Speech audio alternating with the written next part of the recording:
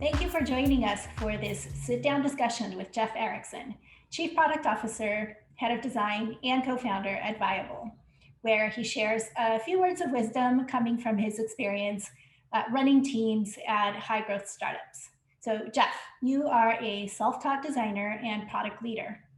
You've developed a lot of user interfaces focused on the user experience across both B2B and B2C companies.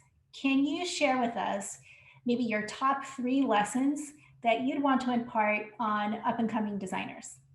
Definitely. And these lessons are, they're more career lessons than directly UX related lessons here. But yeah, for sure. So I think the first lesson that I really like to dig into is essentially that you should love the problem, not the solution that you've come up with for that problem. And there's many reasons for this, but essentially because UX design work is never actually done.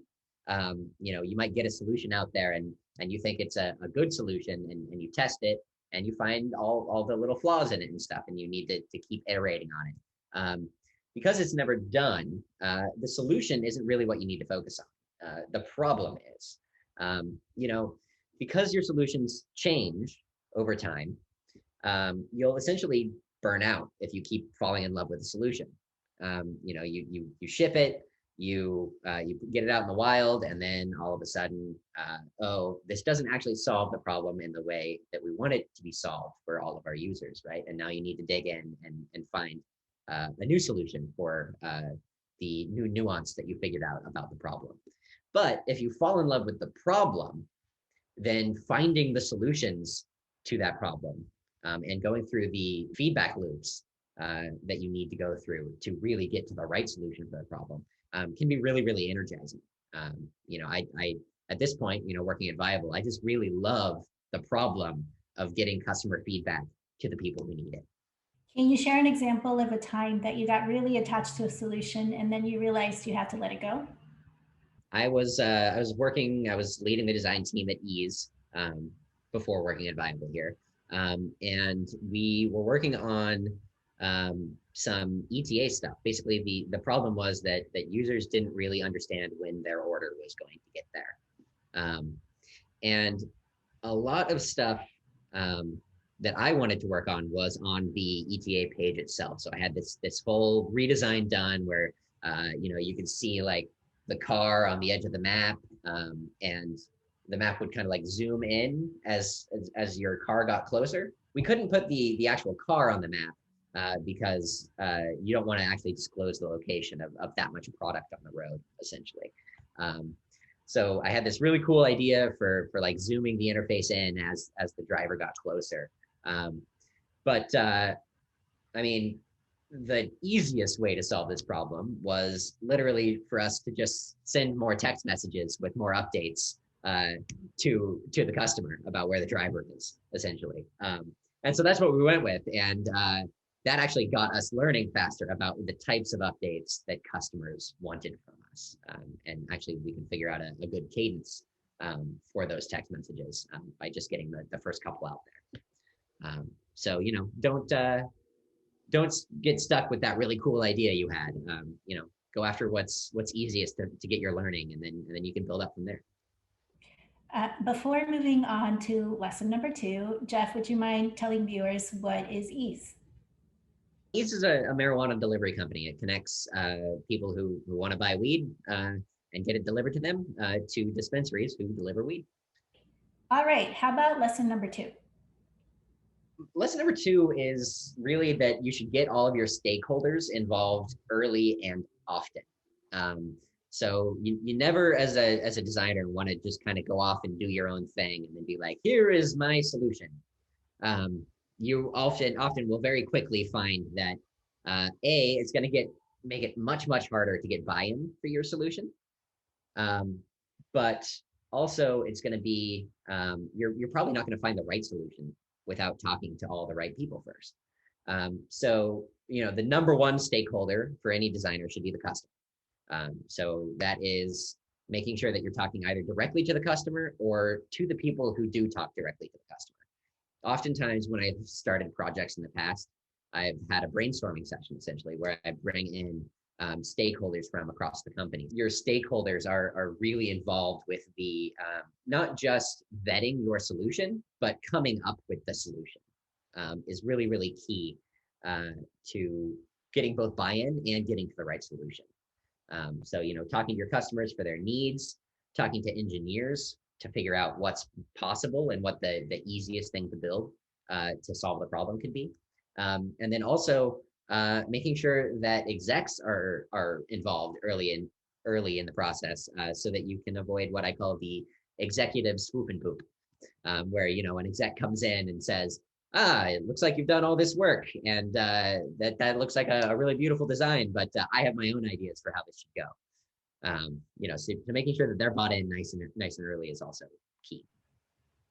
Okay, I'd love to hear an example of an executive swoop and poop that you had to deal with. Totally, yeah. So me and David Sachs worked together both at Yammer and at Zenefits, and specifically at a time at Zenefits, he was COO at the time, and I was running the product team.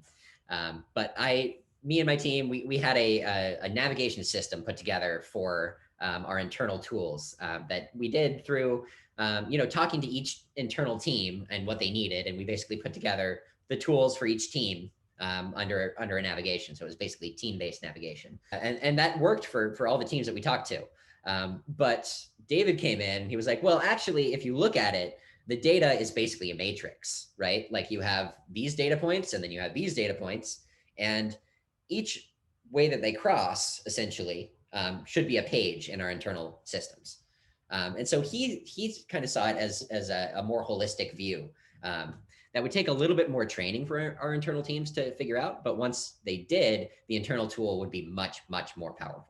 If I had gotten David involved earlier, he would have seen that insight earlier, essentially. And then we could have made something that worked both for the teams that we were talking with and that would encompass all of the kind of intersections of the data that we dealt with. Got it. That's a powerful lesson for any up-and-coming designer. So how about lesson number 3? Yeah, this one's kind of a depressing one, but winning feels like losing. So, I mean, this really applies to all fields, but especially to UX, where you do a lot of work up front, iterating towards solutions. So basically, like there's a whole lot of work in finding a pain point. You do a lot of user research. You do you look at full story. You find the right pain point to work on, and obviously that kind of sucks, right? Because you're looking through all the ways where you're not meeting your goals here, essentially. And then once you do that, now it's time to iterate, which essentially is a lot of work, right? You come up with a bunch of different solutions to solve that problem that you found, and only one of them is going to make it, right? So you're doing a bunch of work, and this one thing is what's going to come out of all of that work.